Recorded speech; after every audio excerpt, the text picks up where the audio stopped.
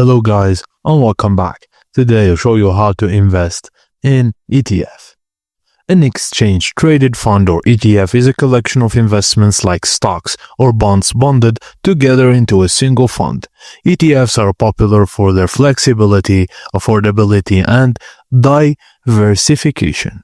They can track various sectors, markets, or indices, making them a versatile tool for both beginners and experienced investors. A fund provider owns the asset, which is a stock, bonds, and structures the ETF to track their performance. Investors buy shares in the ETF, gaining exposure to its performance without directly owning the asset. To start investing in ETFs, open a brokerage account like Robinhood or Fidelity. Ensure the platform offers access to ETFs you're interested in.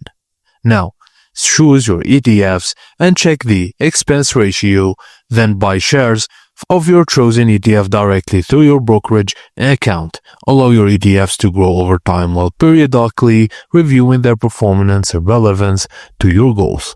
And that's it guys. Thank you for watching and please don't forget to like and subscribe for more.